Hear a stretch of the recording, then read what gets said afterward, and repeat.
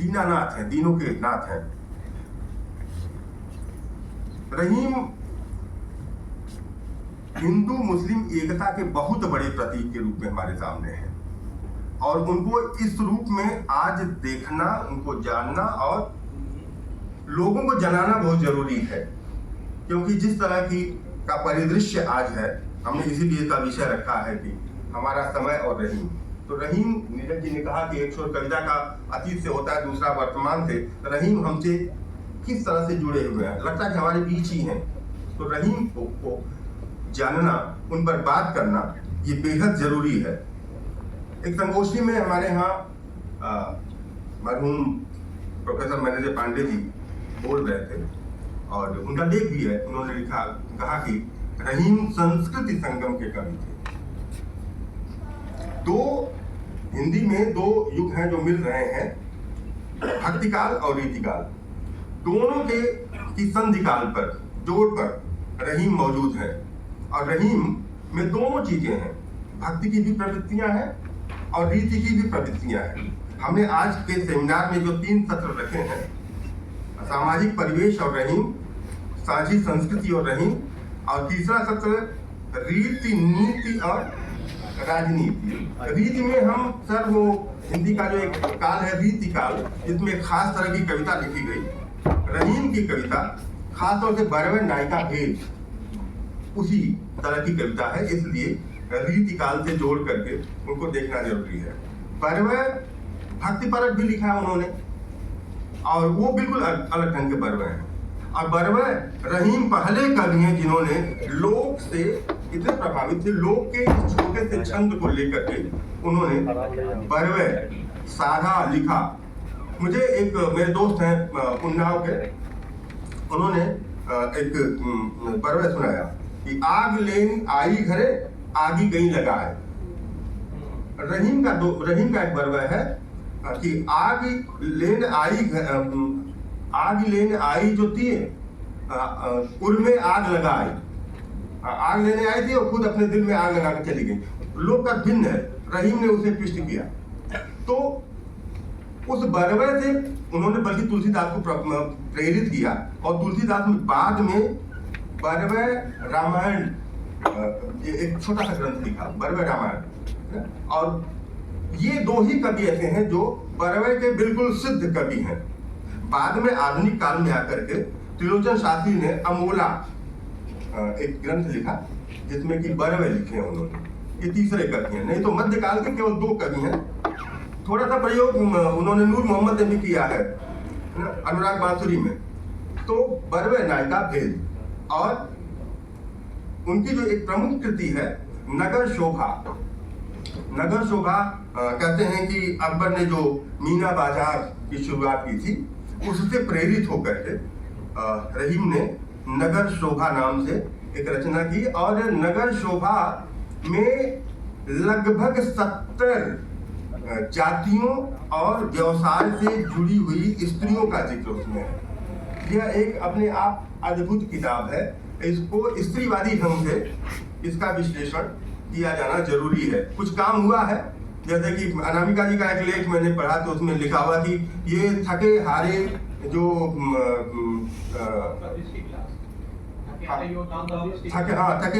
थके हारे योद्धाओं का दृष्टि विलास, इस नाम से उनका, तो स्त्रीवादी दृष्टि उनका ये लेख वहां पर मौजूद, किताब में मौजूद है। तो रहीम एक विलक्षण व्यक्तित्व वाले कवि थे, बहुत सारी भाषाएं जानते थे। नीरज जी ने बताया कि उनकी किताबों में लिखा है कि तुर्की और फारसी उनकी मातृभाषा थी, और उनकी माँ मेवाती थी, तो ब्रजी जानते थे। जौनपुर में नवाब थे, तो अवधी सीखी उन्होंने, और बाकी जो भाषाएं हो तो यूरोप की भाषाएं भी जानते थे, बहुत सारी भाषाएं जानते थे। संस्कृत के बहुत बड़े विद्वान थे। एक उल्लेख मिलता है कि संस्कृत के एक बहुत बड़े कवि पंडित राज जगन्नाथ ने एक दोहा लिखा, एक श्लोक लिखा, तो उसमें रहीम ने एक जगह संशोधन किया, उसका अर्थ ही बदल गया। उन्होंने लिखा था कि प्राप्य चलाधिकारान शत्रुषु मित्रेषु बंधुवर्गेषु नाकृतम नोकृतम न सत्कृतम किम कृतम तेन। यानी चल अधिकार पा करके, पदवी पा करके, जिसने शत्रु का अपकार नुकसान, मित्र का उपकार और भाई बंधु का सत्कार नहीं किया, उसने क्या किया? तो उसने रहीम ने इसको बस तीनों जगह एक शब्द कर दिया, नोपकृतम। तो श्लोक हो गया, प्राप्य चलाधिकारान शत्रुषु मित्रेषु बंधु वर्गेषु नोपकृतम नोपकृतम किम कृतम तेन। शत्रुओं के लिए, मित्रों के लिए, भाई बंधुओं के लिए जिसने कुछ नहीं किया, उसने क्या किया? ये उनकी प्रतिभा थी, ये उनका ज्ञान था, भाषा के वो विलक्षण।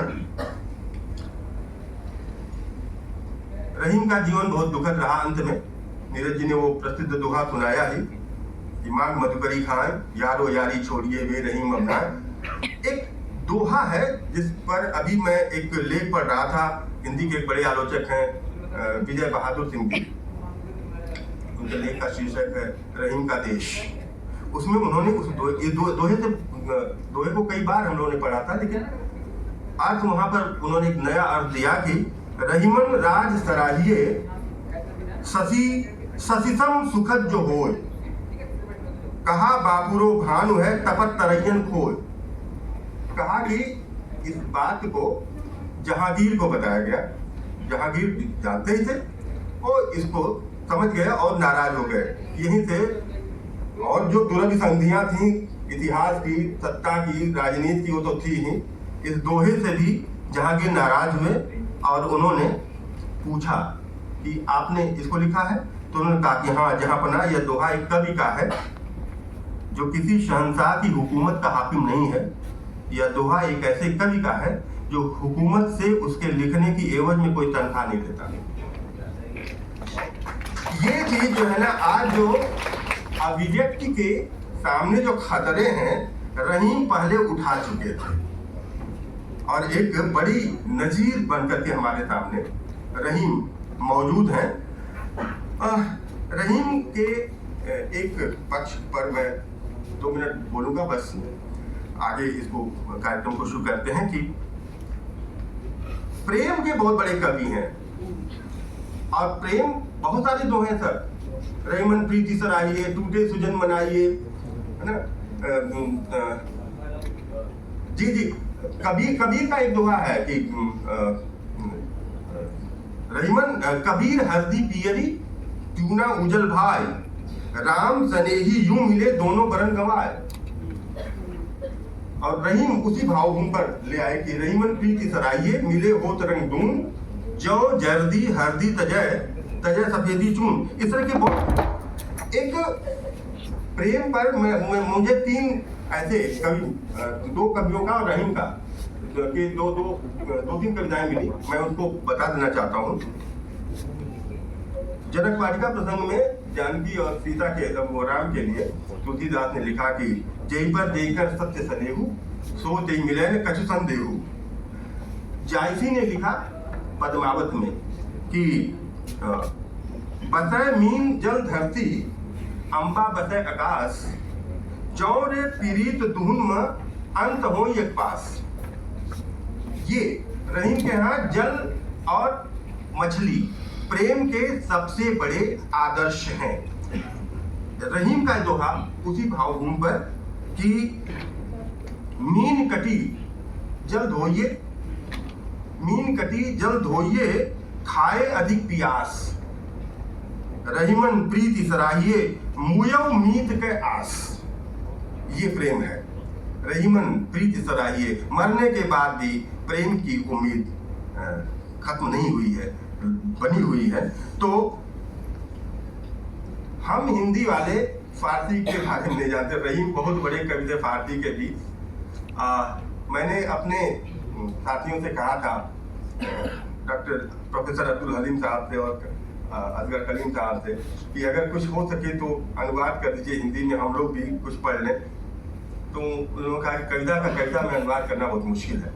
तो मुझे एक सर 4 बरवे उन्होंने रहीम ने फारसी में लिखे हैं। और मुझे एक इतिहास ग्रंथ है, हिंदी साहित्य का इतिहास, शिव सिंह सेंगर का, शिव सिंह सरोज नाम से, उसमें मुझे एक 4 लाइनें फारसी की मिल गई। और प्रेम से ही संबंधित है, उसको पढ़ करके मैं अपनी बात खत्म कर रहा हूँ कि अब ये इसमें गलती हो सकती है कि शुमा शौक न दानिस्ता अम किता चंद ऊपरी अस्त जुज ई कदर दनाम न दाम सख्त आजुमंद अस्त न दाना दनाम व न दाम ई कदर दानम के पायता बसरम हर चे दस्त हर चे हस्त दर बंद अस्त।